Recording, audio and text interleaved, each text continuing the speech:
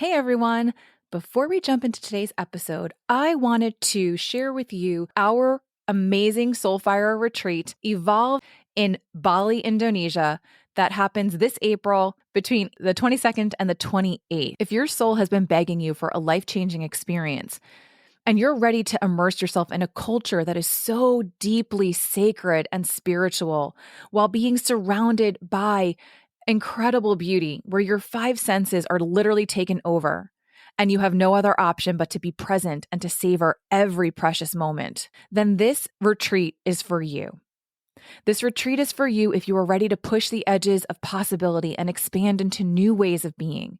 This isn't just a luxury getaway with your favorite girlfriends. What's waiting for you in Bali is a life shift where the path forward becomes the turning point in the road toward the life you have been imagining, where anything is possible. Come evolve with us. Your soul is begging you. Head on over to soulfireretreats.org and book your spot today. We still have rooms available through most of the different room types, including our cheapest option at the twin bed level, but there's only one left for that price. So please join us today. And if you're interested in checking out the agenda that we have planned for this incredible week, then head over to my Instagram account at Coercive Step and take a look at the pinned post where I've shared it there. All of these activities are included, including a massage, a one-on-one personal healing session with a local Balinese healer, and so much more. I look forward to connecting with you soon. Now let's get to today's episode.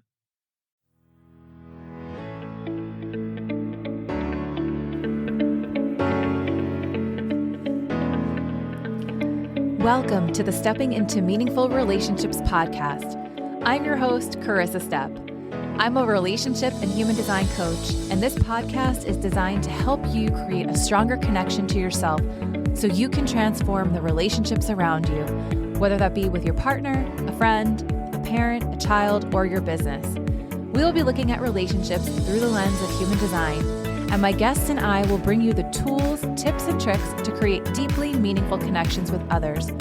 But first, let's start with you. The most important relationship you have is the one with yourself. Thank you for tuning in. Now let's get to today's episode. Hey everyone. Welcome back to another episode of Stepping into Meaningful Relationships. I'm your host, Coercive Step. We're going to be having an incredible conversation today with Jennifer Parker, whose eyes were open to intimate partner abuse when she had an internship with a domestic abuse shelter in 1982. She was inspired to become a therapist, obtaining her master's degree from the University of Wisconsin-Madison in 1986.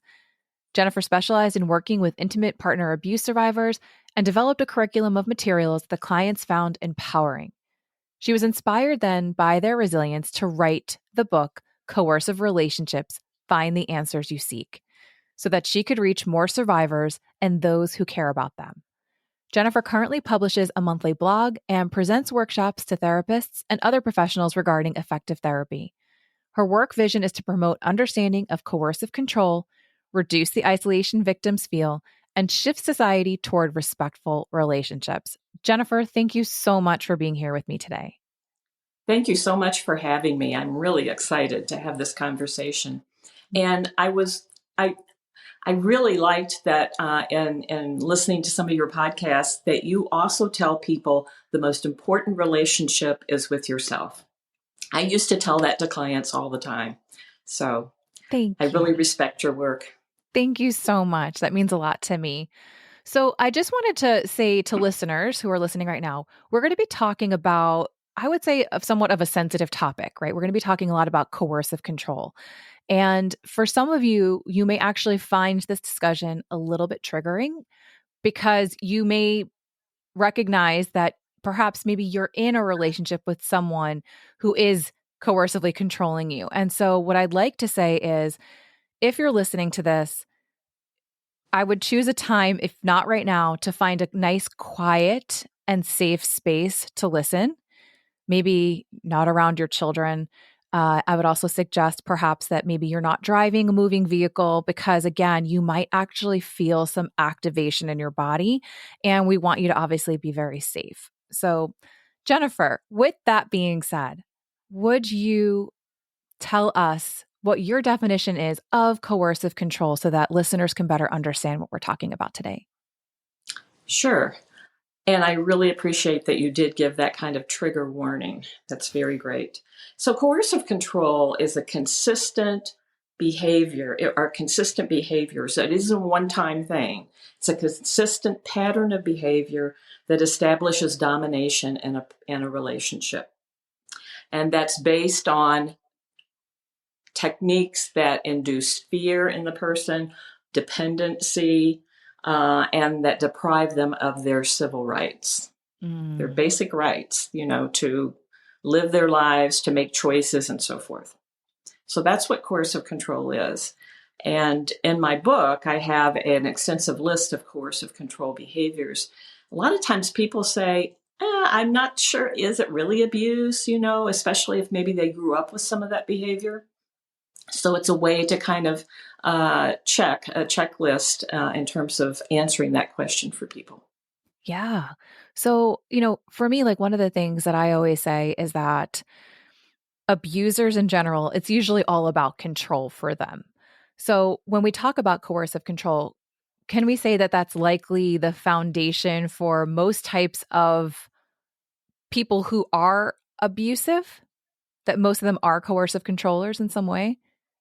Yes, Okay. definitely. Coercive control includes physical abuse, certainly, but it includes all kinds of emotional, mental, spiritual abuse that often is harder for people to identify. Yeah, absolutely, for sure. And so I know even like for me, like when I started understanding what emotional abuse was and spiritual abuse and all of that, I didn't even realize or recognize that that's what was happening in the relationship. So Mm-hmm. I guess maybe where I'd like to start is what are some of the traits or characteristics or beliefs or even core wounds of someone who might use coercive control in their relationships? That's a great question. So, some beliefs that I include in my book that really are endemic to all coercive relationships, and I want to include other types of relationships, such as you can run into coercive control in in organizations, people besides a personal relationship. But there are kind of four basic beliefs that underlie their behavior. First of all, they believe that there's a small amount of power, and therefore they have to be jealous of that power. It's finite, and therefore they really have a difficulty tolerating someone else expressing power. And I'm talking about even the power that we each should have as people to express our own opinions and so forth, to do things our own way. And then all of these beliefs, by the way, kind of support one another. And then they also believe that in order to be powerful, power has to come using power over others. There's not really they don't understand power within, first of all, because that's very important. And I know that you talk about that with other people, developing that, reinforcing that, Yeah. but also shared power, that whole concept they don't understand. And an example would be one time I knew somebody, I was in a relationship with somebody, and it either had to be his way or he felt like he was being abused. He had to give in. And so there could be no conversation like, oh, I'm thinking about it this way. And how you can have conversations and like eventually maybe you're taking one position, but it's like, oh, this is really important. I'm willing to give on that particular thing. It can't happen if you believe that you have to have power over someone to be okay.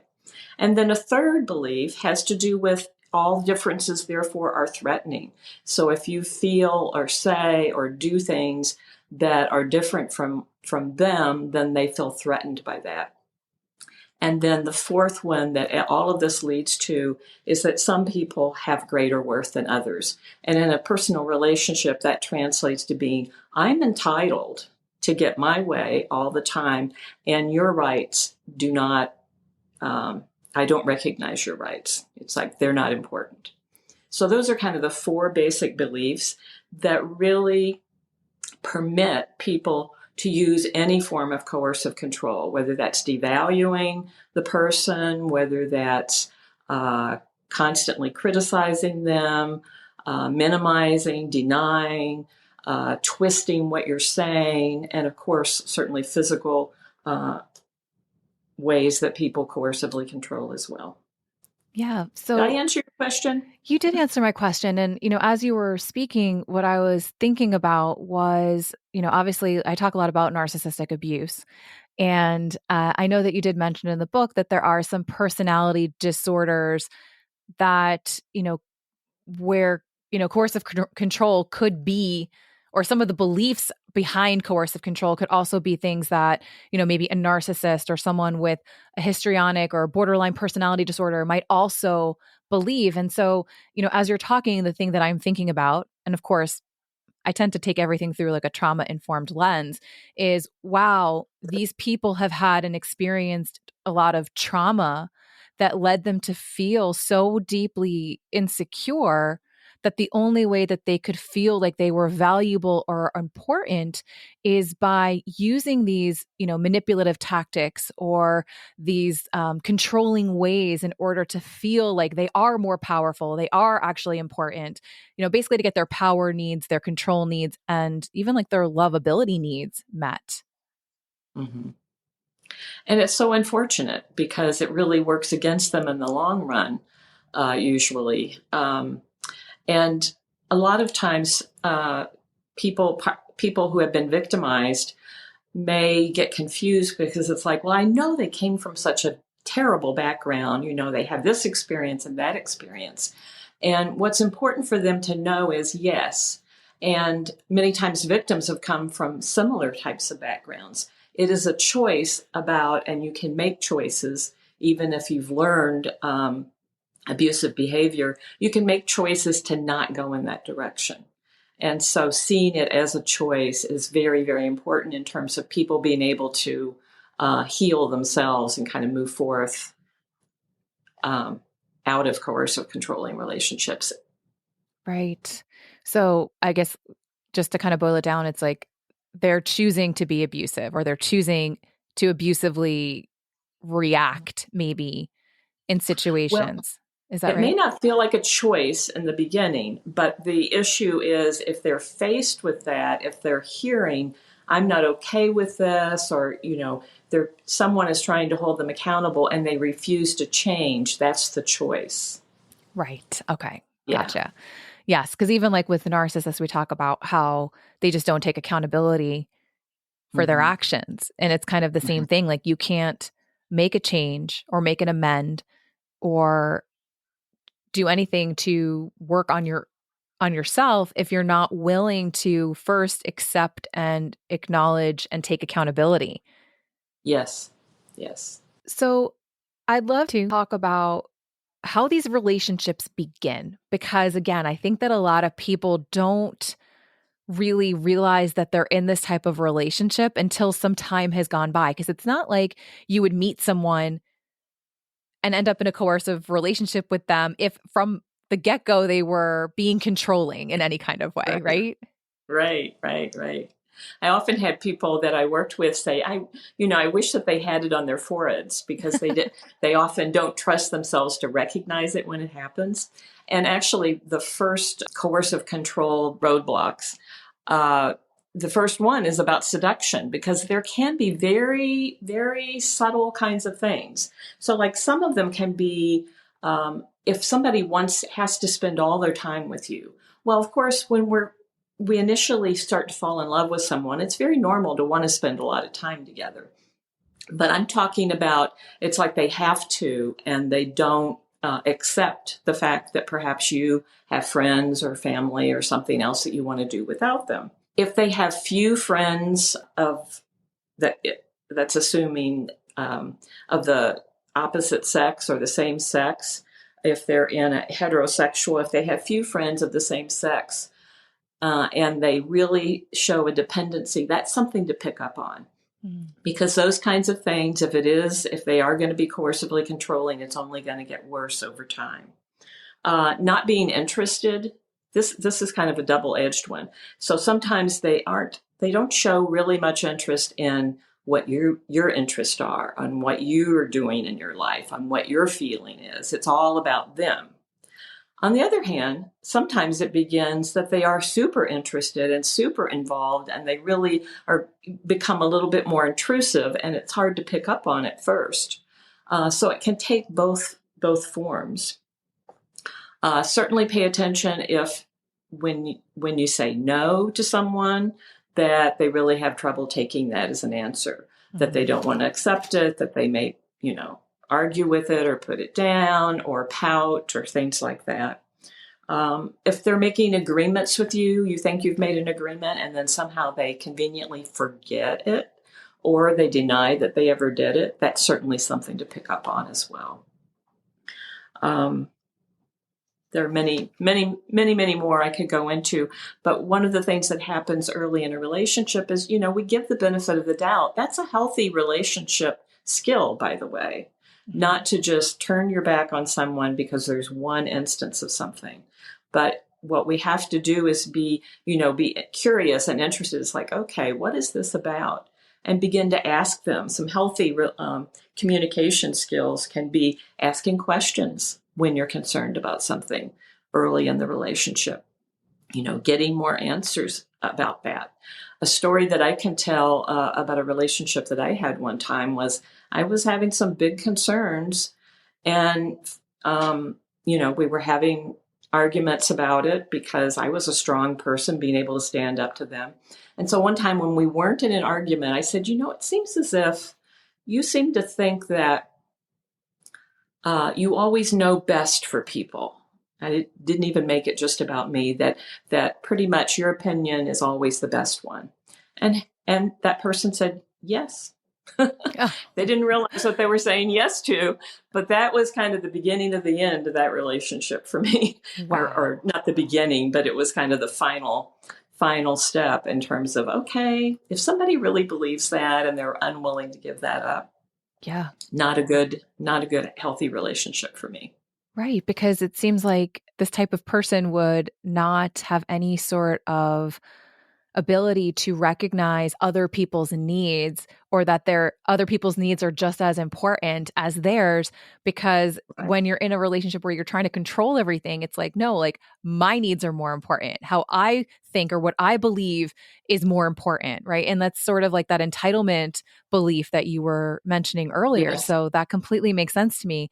And then when you're talking about like, paying attention to whether or not they respect your no's, it's like, okay, so someone who's not good with boundaries, that's a very big thing. But what I also thought about was when you were talking about how sometimes early on in these relationships, they want to spend a lot of time with you, and that can be like a normal thing. Well, I was also thinking about, codependents might also be very willing to give up their interest, their friends, time with their family to spend time with someone new in their life because they also get, their validation, their approval, their needs for love and attention met in the relationship very early on when there is a lot of attention usually being bestowed upon you by this other person. So, I'm thinking to myself, like, okay, so, and I say this a lot, and you've not heard me say this, but I believe that, and I keep bringing this back to narcissism because that's just what I'm most familiar with, but I think they're very relevant, which is all narcissists are also codependent. And narcissists and codependents are very much attracted to each other. So it seems to me like codependents are probably almost like the prime target for coercive of people who would end up in these coercive relationships. Many times that is a vulnerability. And in my book, one of the sections of the book really looks at different roads of vulnerability for people. Mm-hmm.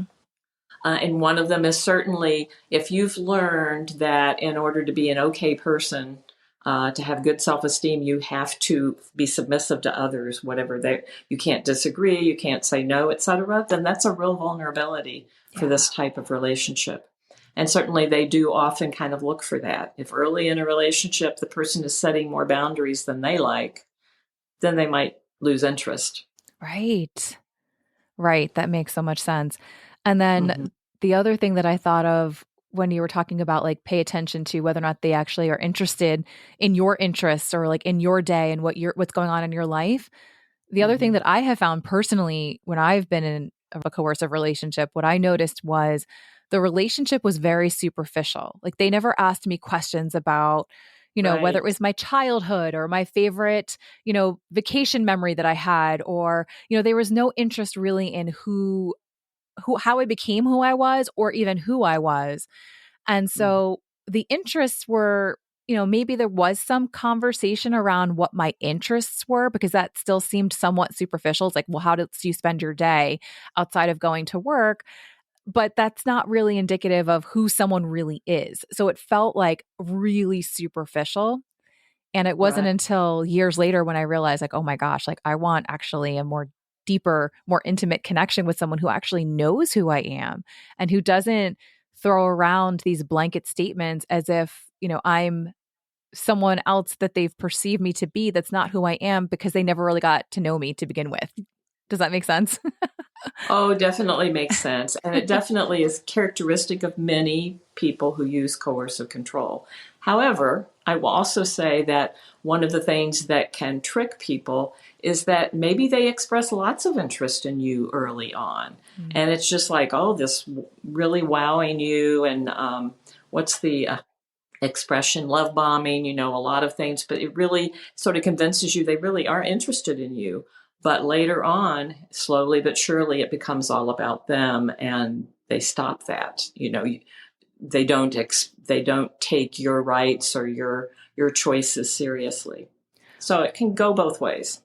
Or I think sometimes they try to get to know you so well so that you feel safe and comfortable to share your vulnerabilities, which they Yes. then use against you later on. And they'll actually continue to find ways to just sort of dig deeper into those insecurities to make you feel less than, more so than you Hmm. may already do. So you lose your sense of self-worth, maybe even your sense of self, because they're constantly just like digging away, or as I call it sometimes, like the death by 1,000 paper cuts, because it might happen so subtly that you don't even recognize it.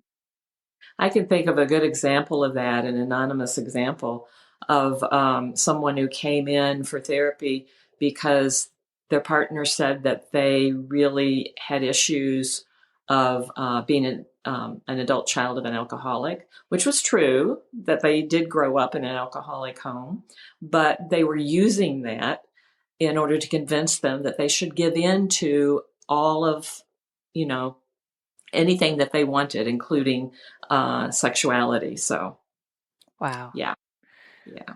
Well, I guess that makes sense to me, even when I think about it, like I said, about the codependents who might be targets for this type of relationship, because I think a lot of people who fall into codependency, and I'm speaking more towards people who probably have more people pleasing type of behaviors that come up, tend to be very empathic. And so when you can see, you hear that sad, tragic story of this other person, of what they've experienced, whether it was growing up with the alcoholic parent or some other kind of childhood trauma that they experienced, a lot of Mhm. times that empathy then gets used against you, because at first you might use that as a way to make excuses for the abusive behavior of, oh, well, he's had these bad experiences and that's why he's treating me this way. And maybe even the abuser is, like you said, just pointing and blaming that past experience for the reason why maybe they blew up in a conversation, or why they got emotionally, dysregulated in a moment and said really hurtful things. And so that can end up being used against us, because we start making excuses, right? That empathy becomes almost Exactly. like the engine that drives all the excuses of that Yes. behavior. Yes. Yes, definitely. You've really put your finger on something that's important, because the strength of empathy is a very important communication skill. However, it can be used against you. And so it's very important to really work on having good sound boundaries. It's Hmm. like, and you can be empathic about their background and what happened to them without, and still be able to set boundaries with, I'm not okay with what you're doing now. Yeah. This choice, doesn't agree with me. It feels like, it's not loving or whatever it is. And that, especially if somebody has learned, I've picked up on the term of overcaring instead of using codependence quite as much, which I Okay. got from a heart math solution. I don't know if you've ever heard of that. Yes. But if somebody's been taught to just focus their attention on taking care of others to the detriment of themselves, Yes. caring for others is great, hey, therapists and other people like us, right? Yeah. That's part of what we do, but there needs to be a boundary in terms of it's not hurting yourself in order to do that.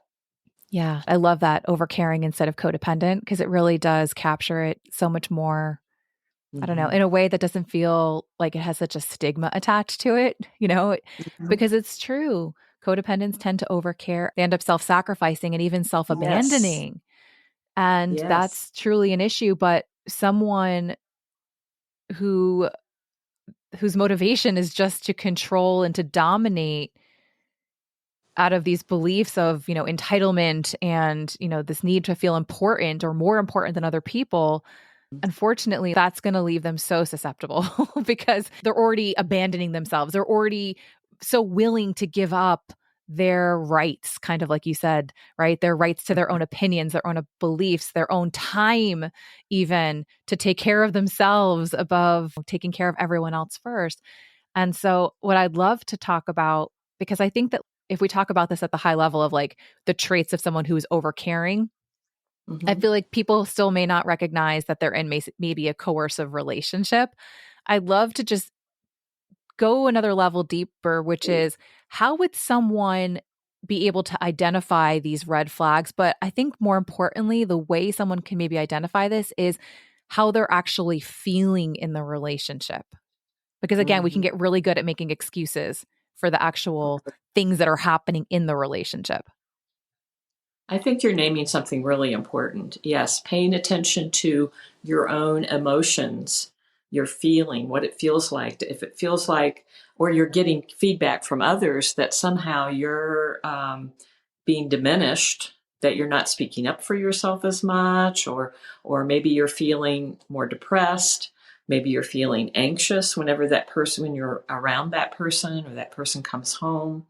Paying attention to that is really important, and being curious. It's like, okay, what's going on here? Am I missing something? And of course, the coercive controller is apt to say, oh, this is your problem, and point to whatever it is, whether it's adult child of alcoholic, or, you're just depressed and so forth, and not take any accountability. So it's important to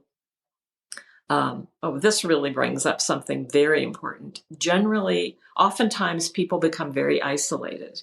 Even if Mm. they're working, they become isolated from relationships in which they can get other kinds of feedback, or in which they can talk about these kinds of things. And then that leaves them even more vulnerable, because then they're just getting the opinions of the person who's abusing them. So it's very important to find those people that you can trust, that you can talk with about any concerns that you have, who aren't going to be pushing you into some decision or other, because sometimes that's a concern. Right. Yeah, you Yeah, don't want to be talking to someone who's just telling you to get out of the relationship because potentially it may not be safe for you to leave the relationship because as right. you kind of alluded to, sometimes there can be a physical element to all of this. There can be physical violence, physical abuse. And even Mhm. if it hasn't happened yet, if you've had enough red flags that could potentially happen if you were to actually leave the relationship. Because if you think about Right. it, when you put your foot down and you're like, I'm ending this or I'm leaving, they they are they don't have any kind of control. So they might use whatever means they can. And that could even be dangerous means to maintain that control. Exactly. And oftentimes, I mean, that is true, that if someone says that they're afraid, even though there hasn't been physical abuse, that they're afraid that they're going to get killed or that they're going to be harmed that way, believe them, or believe yourself. Because the reason for that is, that if you step too far, you know, cross the boundaries of what they set, um, that that will happen. Right. I want to just bring up that not everyone who experiences coercive control feels helpless, Mm. or that it's mixed with feeling like, well, I'm a strong person. And so sometimes it's hard to understand what's going on. And oftentimes these people also say, well, I allow it. Mhm. And so it's important to look at, what does that mean? I allow it. Does that mean you give your permission to be abused? So when they For instance, they may be saying all kinds of things, really having arguments with the person about their behavior, standing up for themselves. And so they start to feel like, well, I'm permitting it if I stay in the relationship.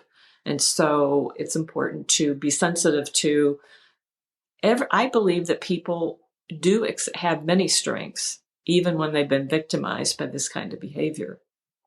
They try many things, even looking at themselves to see if there is something they're doing that might be causing this is a strength in and of itself. It's just that you don't want to step into the trap of really believing what the abuser is saying about that.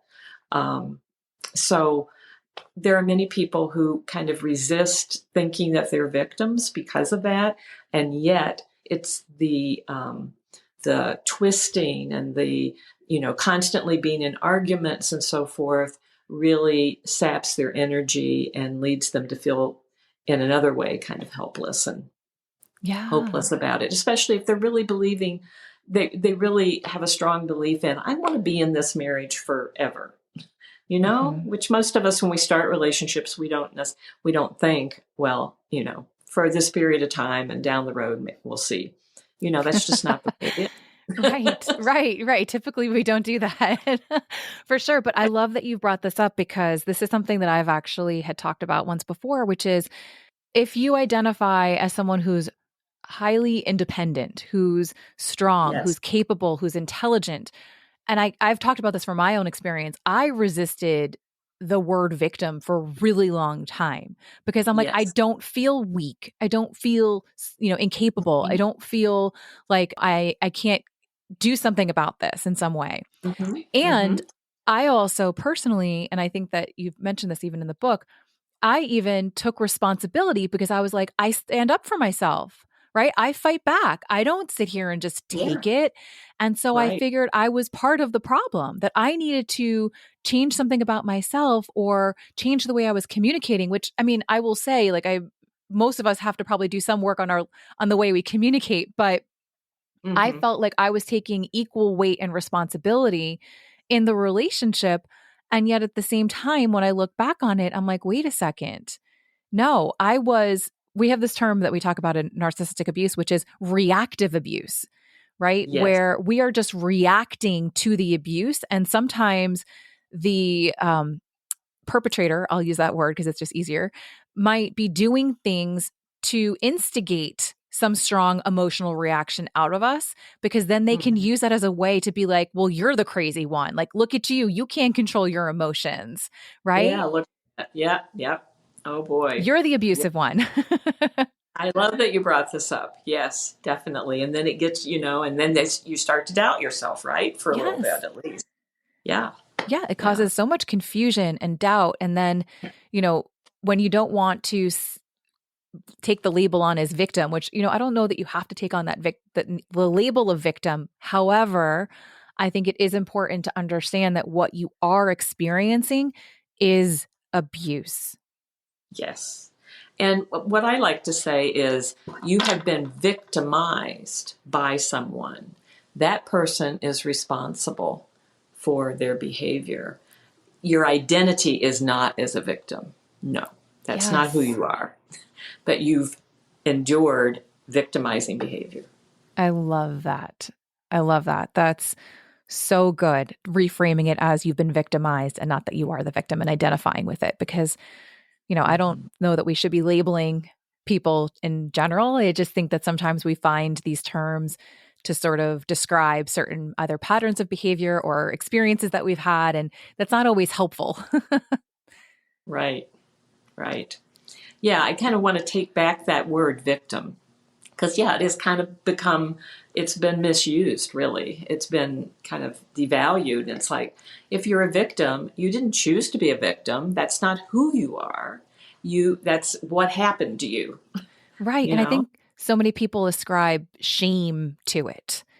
Right. Because Yeah. like it's Mhm. just, it's a shameful word. So nobody wants to claim it in any Yeah. way. But as long as, to your point, that we're seeing that we're attributing the behavior to somebody else and that Mhm. we were an almost like collateral damage of that behavior, Mhm. then we can kind of take a different step forward. So, what would be one thing that you would suggest people don't do if they recognize that they are in a coercive relationship? Oh boy. One thing I mean, can I give you not to do. I can give you a hint as what I think, and I think you Uh, mentioned it actually in the book as well. well, I think you have to assess your safety and whether or not it's safe to speak up about it. Yeah. So maybe not, certainly not jumping into thinking, oh, I have to leave. Take your time, make a safety plan if you need that. And I don't just mean about physical safety, but also emotional safety. Like how can you pull more people into your life that are supportive of you? How can you build that network back so that if you do decide to leave, you've got support? Because it can be very trying to leave a relationship like this. Ultimately, it's very freeing, but you go through some really hard times usually. Yeah. So So, what was your idea? well, first, I just want to comment on that because I know this is something that I've had other people come to me that they've experienced this, which is they might go to a parent, right? Their mom, maybe, or their dad, and Yeah. explain to them that this is what they're experiencing. And sometimes that, depending on the parent, but what I have seen happen is, and again, this goes back to narcissism. If you have a parent that is narcissistic and you don't realize it, it's potential that they might give you all the reasons as to why you should continue to stay because you getting out of your marriage may be a bad reflection upon them or it goes against some sort of religious belief. And so they might actually end up shaming you or blaming you. And then that's Mm-hmm. not supportive in this type of situation. And a lot of times, these people, these controlling people, can have a very different persona on the outside than they do behind closed doors. So people Absolutely. might be like, oh my gosh, but he's so nice, or he's so friendly, or he's such a good person, or he's such a good dad. And they don't understand what's happening because you don't have maybe those physical scars to show the abuse. Because it's Right. happening emotionally, psychologically, verbally, financially, maybe, sexually. Like these are all things that people are not attuned to. And so no Right. fault of their own for not understanding it, but I would just like to caution everyone to just really be careful about who it is you open up to because you may not Yes. always get the support that you're looking for, and I would hate for you to further isolate yourself if you were Mhm. to approach the wrong person. I totally agree. And what I say to people is talk, connect with those people that you trust. And if you find that unfortunately your mom or your dad or whoever isn't at a point where they can, then don't keep going back to them. Find other people.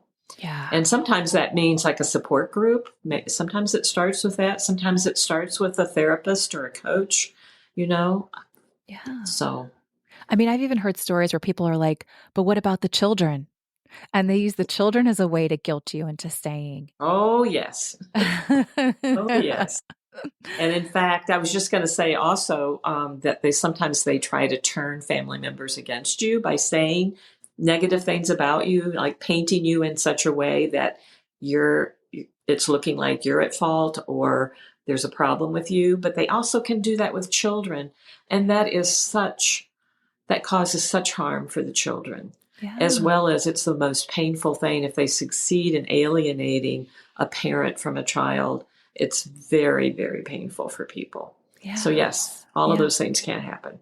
Yeah. That parental alienation, it just also, like you said, it really hurts the children too to kind of overcome that, at some point when they Hmm. start to recognize that's so important. I'm glad that you brought that up. So what I was going to say is that the one thing you maybe should not do is I personally have seen and witnessed and experienced that probably the worst thing you can do with a controlling person is go to couples counseling. Oh, yes. Definitely, definitely, definitely. And when I'm talking to therapists, I definitely underline this. Yes. Couples counseling, unless it's part of an abuser treatment program, because if they incorporate any couples counseling, they are working on power and control and the abuse of it. Okay. But, mostly people go to couples counseling and think, oh, this is going to help. And generally speaking, I think almost 100% of people I've talked to, it's really harmful. It doesn't help them at best. And it can be very harmful because, first of all, if they're really honest about what's going on, they often pay the price later.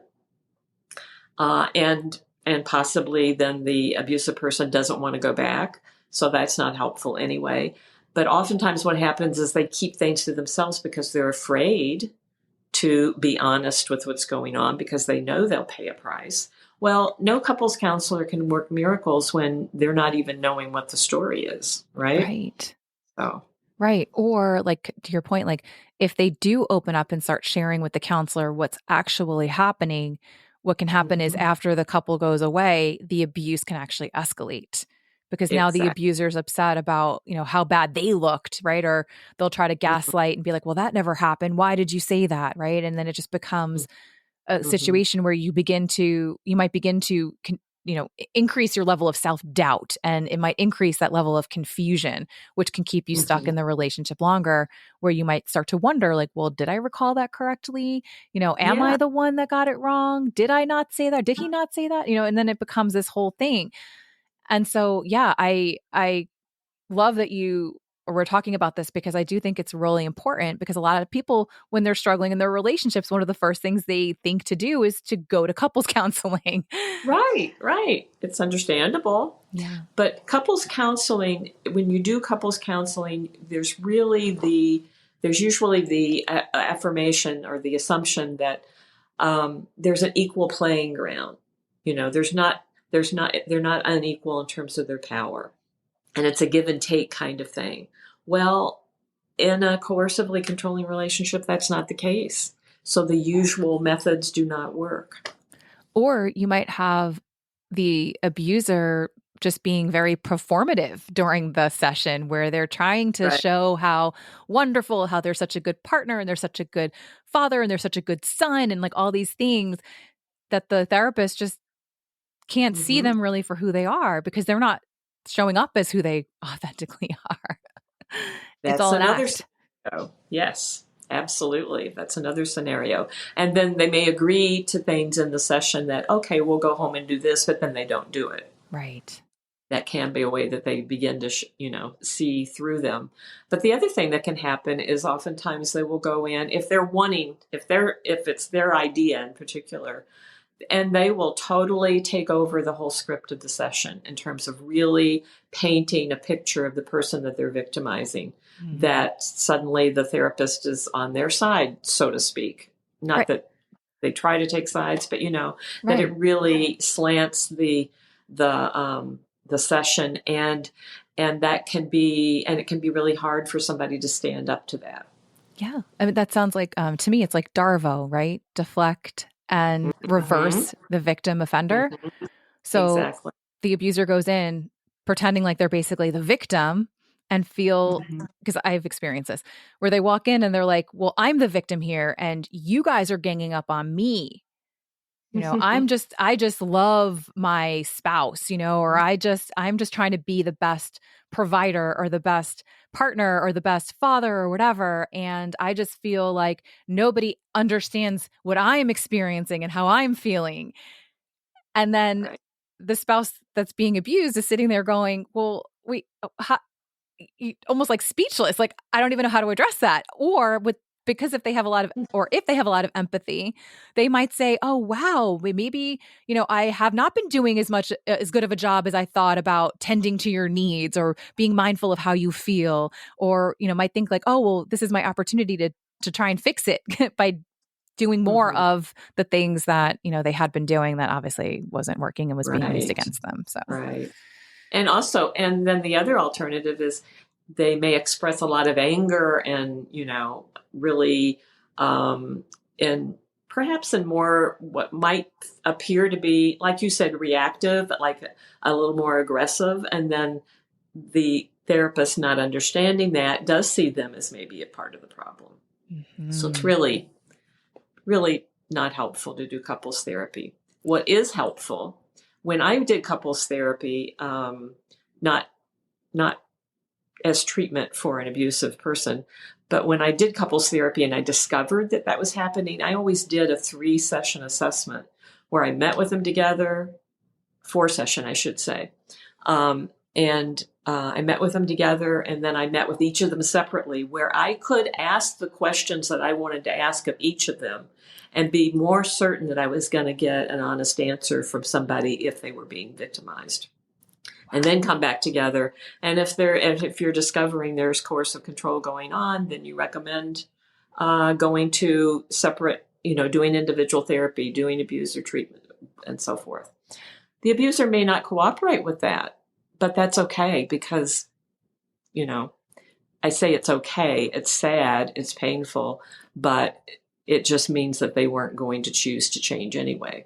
Right. I was just thinking, how many abusers actually end up agreeing to do or to participating in abuser treatment therapy? Because if I think about it, again, like I'm taking this from the narcissistic kind of lens, which is they're not able to see themselves or take accountability. So they wouldn't even identify as the abuser. So how would they even be like, yes, I'm signing up for that? Unless they thought that there was something in it for them, meaning that, oh, if I sign up for this program, then I can keep my relationship because that says something about me, or I can continue to maintain my control if I keep this person in this relationship with me. So I'll do the program, quote unquote, but maybe not actually make any real changes. Yeah.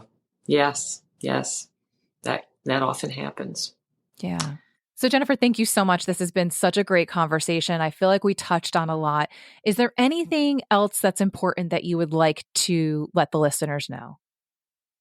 I think it's really important for them to find, if they don't already have, supportive relationships. It's so extremely important. We are social creatures, and we all need that. We take, our affirmation from other people, and it's much easier to keep your point of view if you're not just getting your abuser's point of view.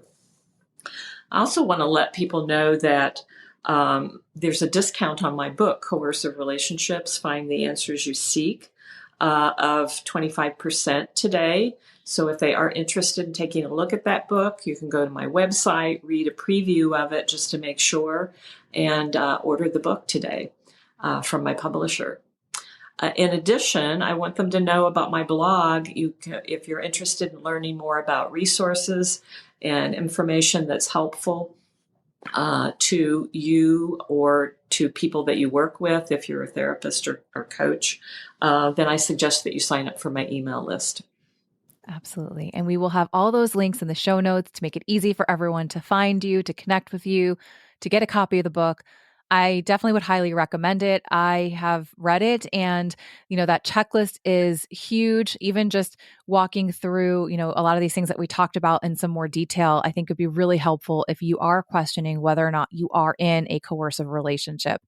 Jennifer, thank you so much for the work that you do in this world, for the people that you are supporting and continue to support.